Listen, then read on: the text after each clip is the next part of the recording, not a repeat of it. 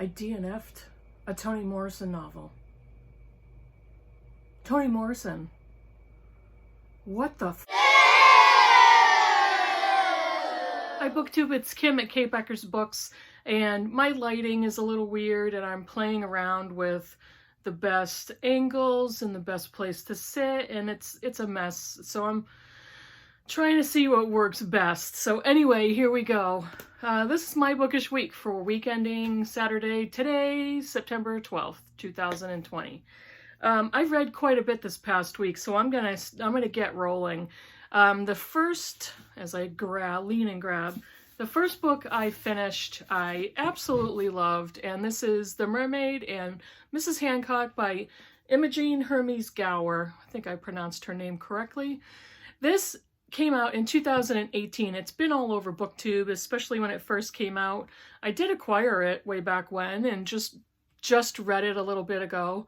This is the story of Mr. Hancock, who is a ship owner, merchant, importer in London in the late 18th century.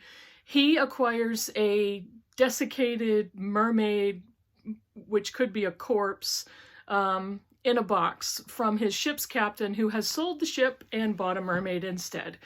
And so after his initial shock, he decides to display the mermaid and charge money for people to view it.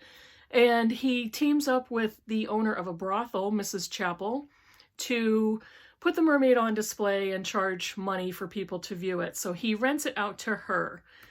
In that process, he bumps into and meets Angelica Neal, who is an independent contractor, courtesan, high-paid prostitute, who is there at the party that is being held in honor of the mermaid. She is also charged with keeping Mr. Hancock happy because he is the owner of the mermaid. They meet, they physically fall into each other. There's some fondling, there's some kissing, there's some tender moments, and Mr. Hancock runs shocked out of the brothel because he can't stand what's happening, takes back his mermaid, and proceeds to sell it for £20,000, which makes him a wealthy man. And the story ensues from there. There's so much in the book about freedom, captivity, independence, especially independence for women. And it talks about the status of women in London in the late 1700s. Women had no power, no financial independence, no political or social independence. What happens to a woman in that situation? How did Angelica Neal fall into prostitution at the age of 13? What does she think about marriage? What is the running commentary regarding feminism? How does the mermaid play into this? And I'm going to tell you that this is no family-friendly Disney mermaid story. I think it would be more appropriate to think of this as a mermaid story in the symbolism. What mermaids symbolize. This book is written as a Victorian classic. I loved this book. I loved her writing. It read like a classic, but it was extremely accessible, and it was funny and bawdy and interesting and lovely in parts. She put so much research into this book, into the history of this time period. She worked in a museum for a very long time, and she put a lot of research into the folklore of mermaids and what that all meant. I loved the book. It was so enjoyable to read. The writing I thought was fantastic, and I highly recommend it. The other book I finished is Close Range, Wyoming Stories by Annie Proulx, and I read this as a buddy read with Freddie from Sluggish Reader. I had a really great time working with Freddie and talking with him and picking apart the stories with him. So Freddie, thank you so much. I had a lot of fun, and I was really happy to talk with you so much. This is a collection of 11 stories. Wyoming stories. So obviously they're all set in Wyoming. They surround ranching and the landscape and the starkness, the loneliness, the depression, anger, all of those things wrapped up into a ranch cowboy type masculine, toxic masculinity guy. These are guy stories. And it's really interesting how well Annie Proulx writes the perspective of kind of these cowboy-ish, misogynistic men who don't have a clue how to process their own feelings and their own thoughts and emotions. She does the writing so well, and it's so descriptive. The common themes running throughout each of the stories is how Wyoming soaks into your bones, and you can't leave it because you're tied too tightly to Wyoming. It's all surrounds ranching and just the emptiness of the landscape. There's so much beauty to it, but there's almost an underlying current of tension and danger at the same time. Some of the stories I loved, some of them I didn't like that much. For the most part, they're all written superbly. She is an amazing writer, extremely descriptive. The language is, there were times that I had to slow myself down because Wyoming, to me, is kind of like a foreign country. I've never been there, so a lot of the terms and the things that she refers to in the stories are unknown to me. I don't have any reference. But of the 11 stories, my favorite and the last one was Brokeback Mountain, and of which the movie was made.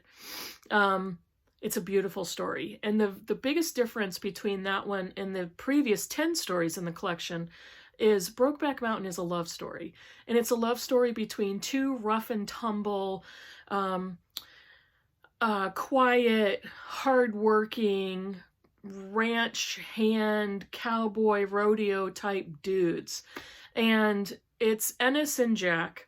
And if you've seen the movie, then you know the story, because the movie is extremely tight to the story, the plot, and the characters. And I think it's because with a short story, it's much easier to make a full movie out of that and be able to put almost all of the short stories' details in the movie. You can't do that with a full-length book. There's just too much material. But I actually went and watched the movie again after finishing the story and absolutely loved it.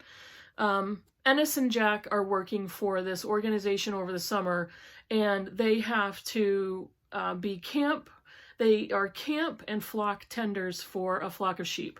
And these are like 1,000 sheep. And so they bring them up into Brokeback Mountain. And Ennis is the one that tends the camp, and Jack is the one that goes up into a pup tent in the mountains to tend to the sheep.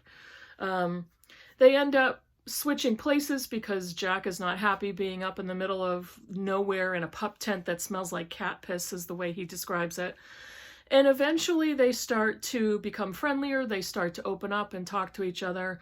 There's a lot of whiskey. There's a lot of getting drunk. And one evening they both stay in the base camp in the tent, and they physically get close, and they realize that they're attracted to each other and they have feelings for each other, and their relationship ensues from there.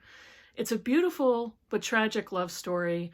It says a lot about masculinity, and if a man is able to be in touch with his emotions and his feelings, and can he express that? There's a lot of expression of anger and violence because these men don't know how and haven't been taught to actually express emotions in a healthy way. That's the 2020 politically correct psychological analysis of it. But the story starts to be set in 1963, and Ennis and Jack have a decades-long relationship. So there's a lot of conversation there about how that happened, what that means, what kind of men these characters are. And it's really a beautiful love story, gorgeous scenery, not even just in the movie, the visuals, but in the text. It's just beautiful. And that one story in this collection was in a completely different tone and voice, and absolutely loved it. That was my favorite one. The other book I finished is this little book, Women in Power by Mary Beard. She's also famous for writing SPQR. She is a professor of classics at the University of Cambridge, and she wrote this book. She compilated this book. It's based on speeches or discussions that she gave, and it's divided into two primary subjects. The first one is the public voice of women, and the second one is women in power. And the public voice of women talks about women being silenced, about women's voices not being considered authoritative. There we go. Their voices are not strong, they're not accepted, and it talks about how women are often purposefully silenced, like you don't know what you're talking about, quiet down, you're too loud, you're too aggressive, go in the corner and be nice and wait. Or it's when women can and do speak up, that their ideas are stolen, that they are spoken over, that they are met with hostility. And she has so much to say about that. And women are very often subjugated when they do speak up and actually encouraged to stay silent. So it's a really interesting dynamic, and she had some very fascinating things to say. And the second part of the book is women in power, and that she discusses a lot of that in a political arena or corporate area. The status of women, and it's especially easy to notice when you're talking about politics, because there's so much attention on politicians in the media and sound bites and streaming and whatever it is. So she discusses the difference between Angela Merkel, Hillary Clinton, Theresa May, as compared to male politicians like Donald Trump and some previous politicians in the UK. It's really interesting how, when you look at what men in power have done or said compared to what women in power have done or said, had they done or said the identical thing, the men would be looked at as assertive and knowledgeable, and the women would be looked at as aggressive and unmanageable, among other things. So there's a great deal of material for discussion in this book. It's tiny. It's even the small size. It's like barely the size of a paperback, mass market paperback, big font, large margins. I think I read it in a couple of hours maybe. But there's a ton of material in here for exploration, and it was very good. Now, in my intro, I said that I DNF'd a Toni Morrison novel.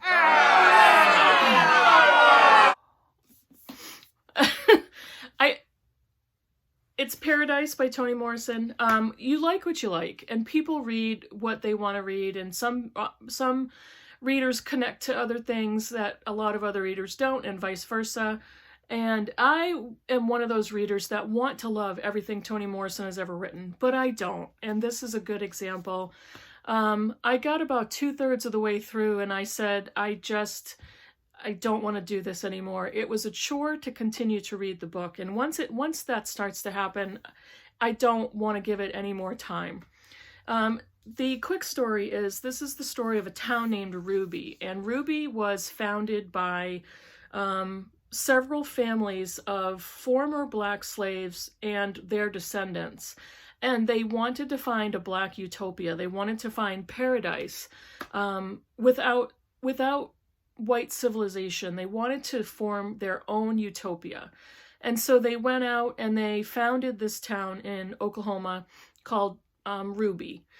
The very beginning of the book opens up with a group of men from the town going out to what is called the convent, which is basically a home, a large group home for broken women who, for whatever reason, need to heal from something, or are lost, or need to discover what their next plan is going to be. And this group of men go out to the convent and massacre all of the women there. That's the very beginning of the book. It proceeds to develop to tell each of the women's backstories. It proceeds to tell the details of many of the founding families of Ruby, the church minister, the place. One of the reasons it lost me was Morrison goes into multiple genealogies of the founding families, and I just didn't care, and I don't think it added anything to the story. There was so much of it that it was almost impossible to keep everybody straight. And there were so many different characters and names that were similar that for me, unless I had continued to diagram on paper, it was impossible for me to keep track. Every single one of her sentences takes work to process, and I'm not exaggerating. It took work for me to process the creativity and the terms that she chose to use, the description. It was overwhelming, the amount of effort to kind of see the meaning in her creativity and the prose, and it was extremely dense. Not that I couldn't do it, but it took a lot of work for me to parse that out and to keep the characters straight. There is so much symbolism, so much biblical symbolism in here that for somebody who has not read the Bible, I don't know if they ever would have gotten much of the symbolism that the book contains. And that part is fascinating to me, but it's a lot. And I think that's what I want to say about this book. It's a lot. And I got to the 2/3 point, and she had started to go back into a lot of the town genealogy, and it was just not, I was not enjoying it at all. So I chose to DNF it at that point. Makes me very, very, very sad. Makes me sad every time I DNF a book, no matter what stage I'm at. But with Toni Morrison, it's almost like I'm grieving a novel. I also read a bunch of short stories. I read 3 John Cheever stories. The Season of Divorce, the Chaste Clarissa, and the Brigadier and the Golf Widow. Brian from Bookish, if you're watching this video, I need some help understanding the allure of John Cheever. Now, I've read several stories at this point, and I'm not getting it. His stories are well written. I get the stories. I just don't really understand, I guess, the genius of it. Much of the themes are similar. The Season of Divorce and the Chaste Clarissa and the Brigadier and the Golf Widow all have something to do with upper middle class, suburban people, families. There's a lot of alcohol. There's a lot of adultery. There's a lot of, isolation between the partners. There's a lot of secrets and lies. And I kind of got bored a little bit, I guess. And I listened to these on audio, and Meryl Streep recited one, Blythe Danner, Edward Herman, who was the grandfather in the Gilmore Girls, and he was also George Staten, Goldie Hawn's husband in Overboard, the original Overboard. So his voice is very lovely. And Peter Gallagher narrated one of the stories as well. So they were all great on audio. I think now at this point, I'm good with John Cheever. I got bored, and the themes are too similar to me, and I just probably won't continue. I have his collection of short stories, but it was all right. I also read an essay from David Sedaris called Themes and Variations. Oh my God. This was so hilarious. And David Sedaris, for me, is almost always going to cause me to laugh hysterically. I love his snark and his wit and his sarcasm. And this essay was about him on book tour, and it's one essay, so it's very short. And he's talking about the different towns that he goes to on this book tour. And there's a story where he's speaking to a woman who was given $50 to pay it forward. And she, in turn, does the same to him. She gives him this $50. And he's trying to find somebody to give this $50 to. And reading his thought process with that was just too funny. And then in subsequent towns on his book tour, people are handing him $50. And he's like, oh crap, I gotta keep trying to do this. And then another part of the story is he's talking about women who come home at the end of the day, and the first thing they do is take their bras off. Laughing hysterically. And then the last part of his essay is on the tour in different towns. All these people are telling him these really dirty jokes, and the jokes had me howling, and most of them are just totally inappropriate and incorrect. But I just laughed hysterically. I gave that essay 5 stars. It was just so much fun. It's David Sedaris' snark, and I really enjoyed it. All right, what am I currently reading? These Truths, you all know that already, by Jill Lepore. Queen of the South by Arturo Perez Reverte. This is what we're reading for the Critical Chicks book group. I just started it. I'm not sure about this one. I've heard some reviews, I've read some reviews, I've read about the author. I'm not sure this is going to be a hit for me, but I just began. And I'm reading The Women of Brewster Place by Gloria Naylor. I'm about a quarter, almost a quarter of the way through. This is for the Barter Hordes Backlist Book Club, and so far I absolutely love it. And I'm not going to say anything more because some of you viewers are in the club as well. But I just started it this morning and really liking it, and I'm looking forward to getting back in when I am done with my video. I think that's about it. This was the second time I attempted to film, and I don't know if how messed up the lighting's going to be. I think it's pretty messed up because I've got a light on and the window open, and I just couldn't find a better place to film it, so sorry about that. You get what you get. What I used to say to my kid was, you get what you get and you don't throw a fit. And I had a friend who had t-shirts made up, I kid you not, that said that, handed them all out to little kids. So yeah, sorry about that. So that's it. Write a comment below. If you can help me understand the John Cheever attraction, let me know. If you haven't subscribed, I would love for you to do that, please and thank you. And I will see you in the next video. Bye.